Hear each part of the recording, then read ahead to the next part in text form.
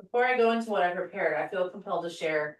So I'm a little more dressed up this morning than usual because I'm actually heading to a funeral service after this. And all is well. It's my spouse's great uncle who passed away after a very long life. Very close to our family. My older child, his middle name is his name. And the reason I feel compared to share it as I'm up here are two reasons. Well, first of all, his name was Bird. That was his first name. And when we were all sitting here waiting and we opened the door to let in members of our community into the door, the sound of the birds outside was like so overwhelming. And then just now in your meditation, letting that bird go, it just was too much not to say something about it. I believe in paying attention to moments like that, and I wanted to share it with all of you. It brings a smile to my face, and I will take it to my family when I join them after at the funeral. But that's not what I'm here to talk to you about today. First off, I was telling Brian also before we started that I keep thinking I'll come here and not feel the need to introduce myself, but I keep coming back here and seeing people I've never seen before. So I do want to take a moment to let you know who I am. My name is Rachel Rogers. I'm a member of First UU in Nashville. I'm also a seminarian working towards becoming an ordained Unitarian Universalist minister. I've been coming here for a while now, a few years, which is really wonderful. And there's something to that in my topic this morning. The title is Chosen Ground. What I'm thinking about is knowing when it's time to leave and when it's time to stay. Those of you who did know me before today know that I've been on a journey these past few months, heading towards a big milestone of leaving my corporate job of almost 9 years and moving into the wild world of trying to figure out how to do ministry full time. Well, as I stand before you now, I'm done. My last day at my job was this past Thursday. And even after all of that preparation and the months of knowing it was coming, I still can't quite believe that I'm here in this moment. I knew I was going to make this life transitions for months, right? And I went through those months mostly with a sense of like hearty enthusiasm. But as these last few weeks approached, as like the cliff, like the edge of it was getting closer, I don't know of a more graceful way to describe what I was going through other than like totally freaking out. Every insecurity that I had been quiet, that had been like quiet in me as I went through the process that led me here started to get louder and louder. And as I interacted with coworkers, many of whom are beloved to me, I started to have this nagging like worry or some, like small belief that leaving them was like some sort of abandonment, right? Leaving them behind. I also worried that I would miss the feeling of vitality that I carried with me as I lived my life as a very busy person. My ego was fueled pretty regularly by the fact that I was pulling everything off. Even though from time to time, the sense of overwhelm that I carried with me would set off every alarm in my body. There was no denying that I was doing too much, no matter how much I loved my coworkers and how much I enjoyed certain facets of my work. The signs were very clear that it was time for me to go. Now, before the freakout period, after I initially had made that decision to go, the clues that I had made the right decision piled up all around me. And like, this could have been confirmation bias. I admit to that. Like, I'd made this decision, and so I let everything tell me the story that I had made the right decision. But honestly, my faith tells me otherwise. Like, I was headed in the right direction. I am headed in the right direction. And I am blessed to know which path I should be taking without a shadow of a doubt. And so, of course, that makes me think if only every decision could be that clear. When I talk about staying and leaving, like this topic that I'm bringing to you today, I'm not only talking about geography. Well, that's part of it. We'll get there. And I also am talking about the relationships that we choose to tend to or that we choose to release, the communities that we invest in or that we choose to step back from, the identities we grow into or that we shed, the commitments we renew or let go. And this is what I'm calling chosen ground. The places, the people, and the commitments that we decide to root ourselves in. And this shows up everywhere that our life is being built. So as I said, some seasons of discernment bring clarity and others bring complexity. Some call us toward movement, others invite us into presence. We find that there are times when transition and where the work is transition, and there are times when the work is learning how to stay. Now, staying asks us to develop a different kind of inner strength than the decision to walk away. And this is something I think as a lot of us are learning sometimes for the first time later in life. Because a lot of us arrived here after we chose to leave somewhere or something else, right? It asks us, this staying, to learn how to live with tension and how to stay open in environments that challenge us, how to remain soft in places that reward hardness, and how to stay rooted in ourselves and in our values when the world around us pulls us in other directions. Staying starts inwardly by shaping our sense of self and then moves outward toward our relationships and our sense of belonging. Now, for many of us, this is daily life because we live in communities where the cultural majority does not share our values. And we live in a state where legislation is moving through the state house often feels disconnected from the kind of care, dignity, and compassion that we are trying to practice. We live in a landscape where our moral language does not often, and maybe never, sound like the dominant voice. So this question for us, I believe, is both lived and immediate. I'm going through seasons of this like once a quarter. Do I keep building my life here? Do we keep ourselves planted here? Do we keep investing in ourselves here? What is the breaking point? What is the red line? How do we allow this place to shape us while we also shape how we live within it? So we know that staying becomes a practice of presence, a practice of care, a practice of choosing relationship over withdrawal.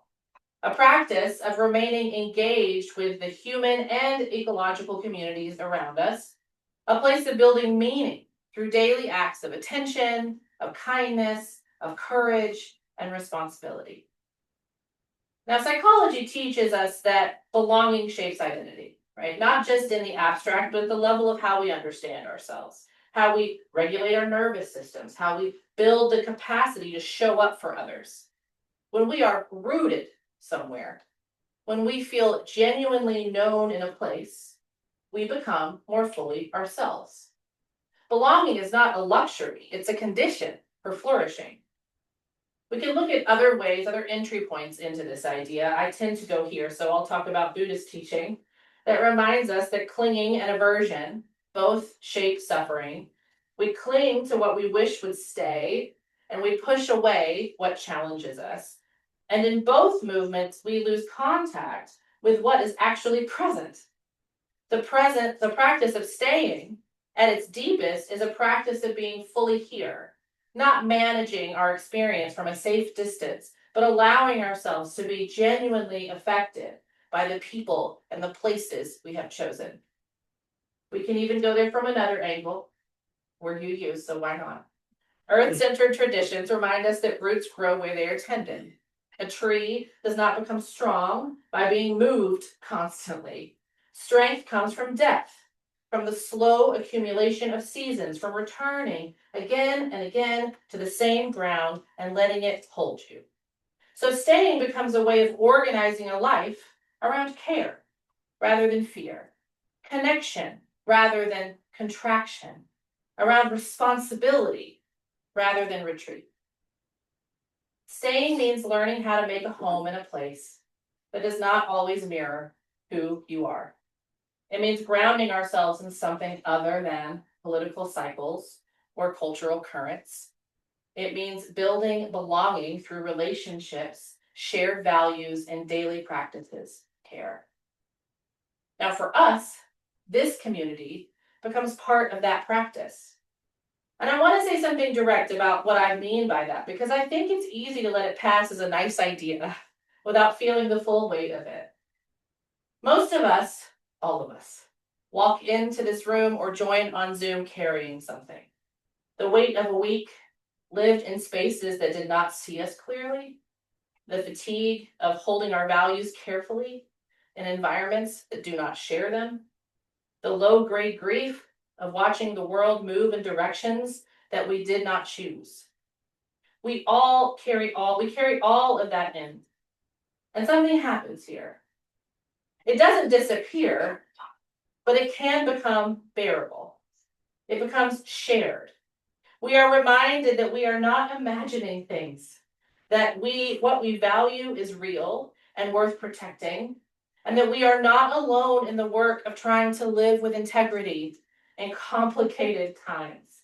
Complicated times feels like underselling the point. Anyway, this is not a small thing. It's the whole thing. A place where we reconnect to ourselves, a place where our values have room to breathe, a place where we practice being the people we want to be before we return to the wider world. Choosing to stay becomes a daily commitment to presence, to care, to integrity, to tenderness, to courage, to being fully human in the place that we call home. Now, I think that staying also carries an ethical responsibility. It shapes how we move through our relationships, our workplaces, our families, our neighborhoods. It shapes how we carry our values into these spaces that don't already share them. And it shapes how we participate in the moral life of a place. The ethical work of staying begins with visibility that grows naturally out of daily life, not shouting things from street corners, although we could talk about the value of doing that as well, but from a kind of consistency, from being known, from being trustworthy, from being steady, from how we speak about people, how we respond in moments of tension, how we show care in ordinary interactions, and how we treat those who disagree with us. Over time, people come to recognize what we stand for through their experience of us, rather than by any proclamations that we make. Values move through communities primarily through relationships where trust is built slowly and through shared experiences. Staying becomes a relational practice of carrying our ethics into our networks through the quality of our presence and the way that we inhabit our roles in community life. Now, I'm going to pause here on what this actually feels like in the body, because even for me, talking about all the moments where I have to go and decide to stay, I can imagine what that feels like, right? Because staying is not an abstraction for us, okay? And it lives in the small moments. It lives in the pause before you respond to something that really ticked you off. It lives in the choice to stay curious about someone whose politics frighten you or you find abhorrent. It lives in the decision to show up to a neighborhood meeting or a school board session or a difficult conversation with a family member when every part of you would rather go home and close the door. Staying is practiced in increments. It's built slowly, day by day, interaction by interaction, in the ordinary texture of a shared life. Now, we do have to be practical here, too. This kind of presence requires discernment. Not every space is ready for every conversation. Not every relationship can hold the same depth of truth. Staying involves learning how to read the room and how to remain engaged without becoming depleted. It means learning where our energy is best offered and where it needs to be protected. Turning outward depends on being resourced inwardly. Staying outwardly depends on being supported inwardly. I think the ethical work of staying also becomes visible in action. Some of those actions we heard about today in our joys and concerns. It takes shape in civic participation, in neighborly care, in mutual aid. Some examples that I wrote down here, it can look like establishing a food bank at a public school or another community organization, creating structures that support families with dignity and consistency. It can look like participating in a community watch network to let folks know when there are forces in our neighborhoods that are a threat to other people. It shows up in how we protect vulnerable people, how we respond to harm, how we contribute to local efforts that support well-being, and how we participate in the social fabric of the place we live. Now, I think there's also joy in this ethical work, and it carries a creative dimension that I think we sometimes underestimate. We treat art and music and storytelling as the softer side of social change, as if they are a decoration on top of real work. But I want to suggest that I don't think they're decorative at all. I think they're load bearing. Stories are how values travel. Beauty is how people are moved before they make up their mind. And ritual is how a community remembers who it is when the world is working hard to make you forget what's important. Art does not merely reflect the moral imagination of a community, it shapes it. And I brought this dimension in very specifically because many in this congregation participate in this work, in local theater productions, in community arts, offering story, presence, and imagination into shared spaces. This is not a side project. Like, it's part of the same work. Creativity carries values into public life through meaning, connection, and shared experience in ways that argument alone can't reach. So, staying is participatory, it's relational, it's ethical, it's creative, it's communal. It's the slow shaping of a life that contributes to the kind of world we want to live in.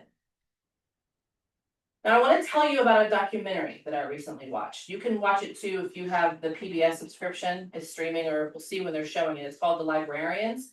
Does anyone watch The Librarians? Just me? Okay. It's really powerful.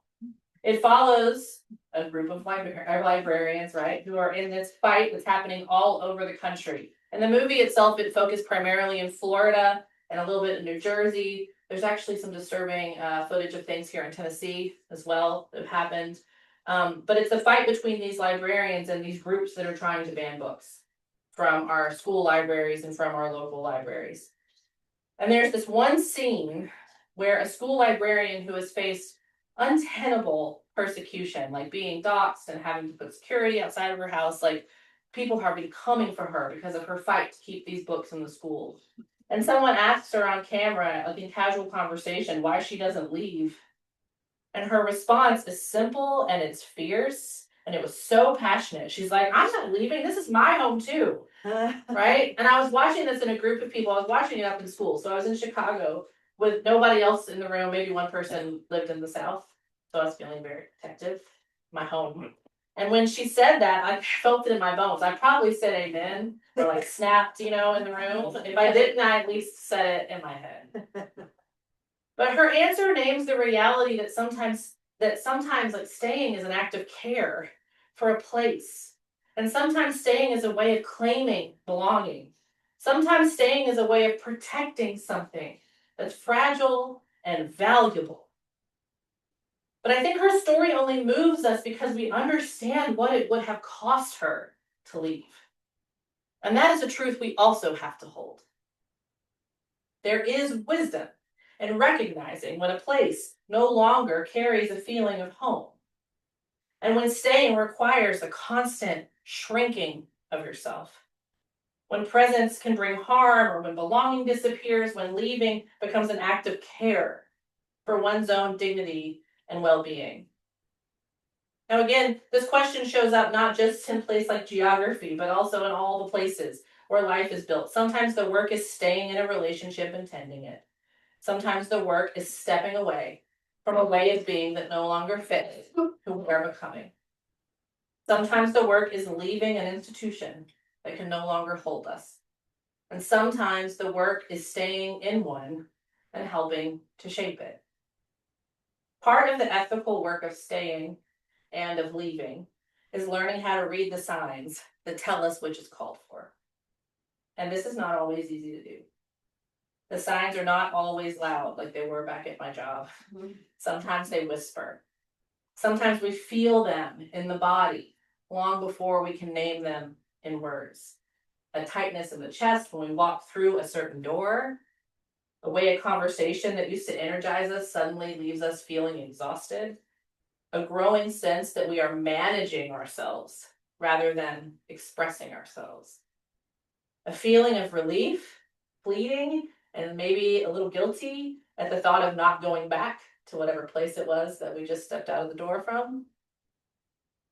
If we learn to listen to our bodies and our inner landscapes, we learn to notice where our boundaries are respected and where we feel them being crossed. We learn to pay attention to where we feel dignity, safety, and belonging, and where we feel erosion, diminishment, or the need to constantly protect ourselves. These are not small signals. They are the language of the self trying to tell us something. Staying and going are both forms of wisdom. Both require honesty, both require care, both require deep listening. Learning how to recognize when staying is rooted in love, care, and responsibility. Learning how to recognize when leaving is rooted in self-respect, safety, and wholeness. Learning how to honor both paths without judgment. So the title I chose for this talk was Chosen Ground. And I intended for that language to matter. Because these decisions of staying and going are not only practical, they're not only logistical, nor only emotional. They shape the architecture of our lives. They carry real weight. They shape who we become, how we belong. They shape what we protect and what we release. Chosen ground is not perfect ground. It is not easy, nor is it uncomplicated. It is the place where we decide to root ourselves, the place where we invest our energy, the place where we offer our presence, the place where we practice being fully human. Sacredness grows wherever people choose to tend life, tend community, tend relationship, and tend meaning with intention. My tech is against me today, guys. Sorry. Staying becomes sacred when it is rooted in love for a place and responsibility to a community. Leaving becomes sacred when it is rooted in dignity, protection, and wholeness. As I close, I want to return to where I began. I told you that I still can't quite believe that I'm standing here in this moment. And that's true. But I also know that standing here is not an accident. It's a choice. It is, in fact, chosen ground. This community and other Unitarian Universalist communities in Tennessee and in the South, that's where I'm choosing to root myself. This calling is where I'm investing my presence. This work, imperfect, uncertain, still very much unfolding, is where I am choosing to tend to something.